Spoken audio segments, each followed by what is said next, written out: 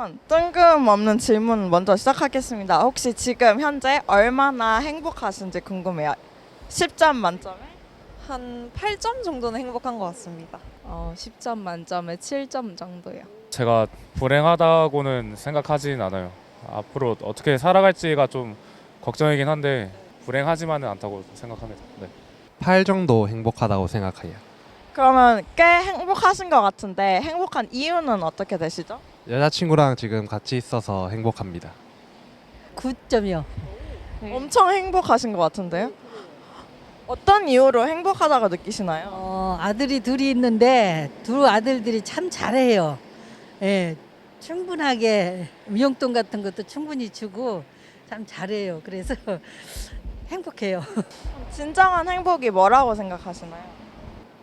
사실 행복을 정의하기가 좀 힘든 것 같아요. 왜냐하면 사실 내가 계속 기분이 안 좋았다가 한순간 기쁘면 그것도 행복인 거고, 근데 내가 계속 행복했다가 한순간 기분 나쁘면 또 그게 불행이 될 수도 있는 거고, 그러니까 불행할 때도 계속 긍정적인 마인드셋을 갖고 좀 제가 하고 싶은 대로, 좀 가끔은 제가 살고 싶은 대로 살고 그러는 게 중요한 것 같아요. 저희가 이걸 여쭤보는 이유는 최근에 한 유명한 미국 저자가 한국이 세상에서 가장 우울한 나라다라는 유튜브 영상을 만들어서 이렇게 국내외적으로 화제가 되고 있는데, 이렇게 외국인이 한국을 표현한 거에 대해서는 어떻게 생각하시나요? 외국인이 한국이 우울하다라는 얘기에 대해서. 왜 그렇게 얘기한 건지는 이제 느낌적으로는 알 수 있는 게 한국이 노동 시간이 되게 많잖아요. 그래서 좀 자기 시간을 여가 시간을 보낼 시간이 좀 적은 것 같아요. 상대적으로 다른 나라에 비해서. 자기 시간을 보내고 좀 자기가 혼자 생각하고 자기만의 스트레스를 풀 시간이 좀 많이 필요한 것 같은데 그게 조금 부족하지 않나라고 생각이 들어요. 어느 정도 일리가 있다고 생각을 해요. 한국 문화가 사람들 더 우울하게 만드는 것도 있지만 우울함을 느끼는 사람이 그거를 표현하고 적절하게 치료받을 수 있는 그런 문화나 사회적 분위기가 잘 형성이 되지 않았기 때문이라고 생각을 하고 있어요. 어떤 그분들이 통계학적으로나 어떤 인터뷰를 통해서 어떤 자료를 수집해서 그런 결론에 닿은 것 같은데, 그런 점에서 저도 어떤 매체나 TV를 통해서 많이 보았던 그런 것이기 때문에 일리는 있다라고 생각하는데, 저는 스스로가 행복하고 우리나라 대한민국 사람들이 행복해지길 바라는 입장에서 다소 그런 것들이 나올수록 저는 점점 더 씁쓸해지는 것 같습니다. 사실 뭐 어느 나라든 다 이면에는 보이지 않는 면들이 있다고 생각을 하고, 그런 점에서 외국인이 보기에는 한국이라는 나라는 너무 성취지향적이고 그런 것들 때문에 행복은 좀 후순위로 밀려나는 면이 있다라고 볼 수는 있는 것 같습니다. 아까 제가 언급했던 미국 저자란 분이 한국의 이제 행복 순위가 1순위가 경제력, 2순위가 건강한 몸, 3순위가 인간관계라고 했는데 동의하시나요? 대부분의 한국 사람들은 그렇게 생각할까요? 근데 대부분은 동의를 하는 것 같고, 저도 어느 정도 선에서는 동의를 하지만 이제 경제력 같은 경우에는 이게 높아질수록 비례해서 행복도가 높아지지는 않는다고 생각합니다. 그래서 최소한의 행복을 만족시킬 정도의 경제력이 충족이 된다면 그 이후에는 삶을 윤택하게 해줄 수 있는 다른 요소들, 뭐 예를 들어서 인간관계 같은 것들이 조금 더 중요하게 작용한다고 생각합니다. 예, 그런 것 같아요. 층에 따라서 이렇게 좀 나이 들은 사람들은 건강을 우선으로 하고, 예, 젊은 층들은 뭐 물론 그런 능력이겠죠. 그런 거 따지겠지. 근데 우리 층에서 볼 때는 건강이 최고일 것 같아요. 인간관계가 1순위라고 생각하고 그 다음에 건강이랑 돈이라고 생각해요. 근데 사실 좀 미묘한 차이지 않을까 생각해요. 누구나 그 세 가지가 다 가지고 싶고 다 그걸 위해서 살아가는 사람들인데, 저는 일단 물론 돈이야 많으면 좋겠지만 돈이 있는데 주변에 아무도 없으면 행복하지 않다라고 그냥 생각해요. 근데 주변 사람들이 많은데 돈이 좀 없어도 행복할 수 있다고 생각해요. 그러다 보니까 저는 순위를 좀 바꿀 수 있지 않을까라는 생각합니다. 만약에 정말 그래도 전 세계적으로 비교했을 때 제일 우울한 나라다라고 한다면은 어떤 요소들 때문에 그렇게 사람들이 우울해하는 걸까요? 일단은 대한민국이 좀 다른 나라에 비해 지나치게 이제 타인을 의식하는 그런 문화가 조금 그래 다른 나라들보다 좀 심한 것 같아갖고 그런 게 아무래도 조금 우울해하는 요소들이 아닐까 그렇게 생각하게 됩니다. 제가 지금 대학생인데 대학교에 오려면은 열심히 경쟁을 해야 되잖아요. 그러면서 이제 하루 종일 계속 공부만 해야 되고 뭔가 자기가 하고 싶은 거를 잘 즐기지 못하는 그런 상황이 사람들을 좀 억압하고 좀 부정적인 기분을 느끼게 만들지 않을까라고 생각을 하고 있어요. 이제 청년 입장에서 보면은 저는 이제 26살인데 각 연령층마다 좀 다들 약간 눈치를 본다고 해야 될까? 이 정도 나이대면은 해야 되는 게 이런 게 있을 거고 이 정도면 취업을 해야 되고 이 정도면 결혼을 해야 되고 좀 사회에서 요구되는 게 있지 않나 싶어요. 이제 표면적으로 너무 강제되는 건 아닌데 남들도 그렇게 하니까 나도 그렇게 해야 되지 않나? 좀 시선에 좀 눈치를 많이 보는 SNS가 갑자기 딱 떠올랐어요. 우울한 것도 좀 남들과 비교를 많이 하곤 했거든요. 저도 SNS를 하면서 남들은 좀 행복한 걸 많이 올리니까 나는 그만큼 같은 동시대에 살고 같은 나이고 좀 동일한 그런 뭐 직장이나 이런 하고 있는데 나는 얘만큼 행복하지 못한 것 같다? 이런 SNS에서 우울함이 좀 왔었던 때가 있었던 것 같아요. 그럼 혹시 SNS를 하시나요? 네, 인스타그램, 카카오톡 하고 있습니다. 그런 데 올라오는 사진들을 봤을 때 실제로 어느 특정 부분에서 비교가 된다거나 좀 상대적 박탈감을 느끼신 적이 있으세요? 네. 저는 가장 크게 와닿았던 게 저는 해외여행을 아직 한 번도 가본 적이 없거든요. 해외 봉사만 딱 한 번 가보았는데 이제 친구들이나 주변 사람들이 해외여행 유럽이나 미국 그런 곳으로 다닐 때마다 아 정말 나도 이 나이에 좀 배낭여행 한번 가보고 싶다라고 생각이 들었을 때 가끔 좀 박탈감 비슷한 게 느껴졌던 것 같습니다.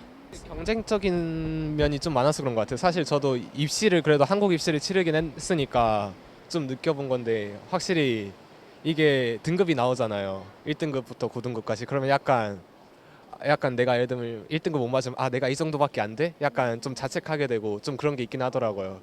그래서 좀 그런 아직 학생 입장에서는 좀 그런 경쟁적인 입시 체계가 좀 불행하게 하는 요소인 것 같기도 하고 네 그런 것 같기도 해요. 네, 경쟁 자체는 정말 치열했다고 생각합니다. 저도 제가 졸업했던 고등학교도 그렇고 또 대학교도 그렇고 지금 대학원 다니고 있는데 정말 다 굉장히 치열하고 또 학생들이 뛰어난 학생들도 많은 것 같아요. 그렇다 보니까 경쟁 자체는 굉장히 치열하다고 생각합니다. 외국에도 다들 뭔가 입시를 준비하고 대학을 가고 치열한 거는 마찬가지인지 않나라는 생각을 할 텐데 왜 특히나 한국이 더 치열해요 라고 말을 할 수가 있을까요? 그렇다고 생각하시나요? 네. 아무래도 그 가치 체계 자체가 되게 일원화돼 있다 보니까 치열함의 정도도 조금 더 큰 것 같아요. 예를 들어서 이제 유학을 준비하는 친구들은 주변에서 봤을 때에도 단순히 공부만을 하는 게 아니라 실제 입시 과정에서도 막 공부만 중요한 게 아니라 뭐 치어리딩 활동을 한다던가 아니면 운동부 활동을 한다던가 그런 게 꼭 필수거나 하더라고요. 근데 한국의 입시 체계 자체도 그렇고 뭔가 한 가지 굉장히 성과를 내는 걸 중요시 생각하고 가치 체계가 일원화돼 있다 보니까 거기에 대해서 그거 하나만을 쫓아가는 경쟁의 형태가 더 치열하게 느껴지도록 만드는 것 같습니다. 한국은 아무래도 상대적으로 행복한 삶을 선택하기가 조금 어려운 구조인 것 같아요. 약간 일반적으로 얘기하는 피어 프레셔도 되게 심한 편이고 일반적으로 생각하는 성공한 삶의 기준이 너무 확고하다 보니까 그런 것들을 좀 추구하지 않으면 성공하지 못한 인생이라고 여겨지면서 행복을 선택하기가 어려운 구조라는 점에는 동의합니다. 예를 들어서 뭐 나는 굉장히 성공한 작가가 되고 싶다라고 했을 때도 작가의 삶이 한국에서 얘기하는 보편적인 성공의 형태가 아니다 보니 그런 꿈을 미뤄두고 뭐 당장의 취업에 집중을 한다던가 그런 것들이 대표적인 예시가 될 수 있을 것 같습니다. 저는 그냥 1차원적으로 제 생각이 드는 건 일단 좀 경제력이라고 봐야 될까요? 뭐 물론 돈 문제죠. 사실 서울에서 아무리 일을 열심히 해도 뭐 상위 몇 %가 아닌 이상 내 집 마련조차 할 수 없다는 그런 꿈을 가질 수 없다는 것 자체로도 일단 조금 동기부여가 좀 떨어진다고 할까요? 뭐 물론 지방이 뭐 그런 차선책이 될 수 있겠지만 뭐 서울에 사는 사람 입장에서는 계속 서울에 살아야 된다고 생각하는 사람들이니까. 그럼 어떤 여건이 좀 경제력을 갖췄다라고 말을 할 수 있는 걸까요? 내 집이 있어야지 좀 그래도 나중에 결혼도 하고 예, 그러는 것 같습니다. 네, 집이 중요한 것 같아요. 확실히. 사실 경제력에서 가장 중요한 것은 자신이 안정적으로 살 수 있는 집이라고 생각합니다. 그래서 어떤 자가의 집이 마련되면 그 순간부터는 어느 정도 경제적으로 살만하다라고 생각을 하는 것 같습니다. 빚 없고 이제 하루 이제 삼시세끼 굶지 않고 먹을 수 있고 여자친구와 데이트할 수 있는 그런 돈이면은 충분하다고 생각을 해요. 근데 뭔가 다른 사람들은 뭔가 좋은 집을 가지고 뭐 좋은 차를 가지고 혹은 뭐 좋은 물건을 가지는 것이 나를 더 행복하게 만든다고 생각을 해서 자신이 뭔가 자신이 실제로 필요한 것보다 더 많은 그런 부를 원하지 않을까라고 생각을 해요. 우울증을 앓고 있는다라는 가정하에 주변 사람들에게 뭐 가족에게 쉽게 얘기할 수 있을 거라고 생각하시나요? 없을 것 같아요. 사실 우리나라에서는 약간 좀 보수적인 성향이라 뭐 병원 가서 정신병원에 갔다는 것만으로도 뭔가 좀 이상한 사람으로 보는 경우가 아직까지는 있다고 생각해요. 그래서 물론 스스로는 알 수는 있겠지만 병원까지 가는 그 과정도 쉽지 않을 거고, 그걸 알게 된다고 하더라도 제일 가까운 친구나 가족들한테 말을 꺼내는 것도 물론 큰 용기가 필요할 거라고 생각해요, 저는. 글쎄 처음에는 그냥 혼자 견디겠죠. 그러다가 이제 좀 심해지면은 알리겠죠. 물론 나는 그럴 것 같아. 왜 처음에는 바로 얘기하지 않고 견디시죠? 걱정돼서 또 이렇게 자식들이나 뭐 이렇게 누가 저기 하면 걱정돼서 걱정할까봐. 예. 반대로 뭐 가족분들 중에 한 분이 이렇게 우울한데 얘기를 하지 않고 혼자 견딘다고 생각하실 때는 어떻게 생각하세요? 글쎄요. 모르겠어. 아프죠. 예. 우리 남편이 병원에 있는데 말을 안 하는 성격이니까 우울하겠죠. 혼자 이렇게 있을 때는. 그러니까 뭐 마음이 아프겠죠. 아프지. 그 소리 들을 때는 뭐 직접적으로 얘기는 안 했는데 보기에 이렇게 느끼기에 보기에 그런 것 같더라고요. 마지막으로 한국이 우울 지수가 좀 더 나아지려면, 그러니까 지수가 좀 더 낮아지려면은 어떤 변화가 필요할까요? 뭔가 본인의 역할이 좀 큰 것 같아요. 그러니까 남들이 어떻게 하든 신경 쓰지 말고 그러니까 자기가 이제 하고 싶은 거 하고,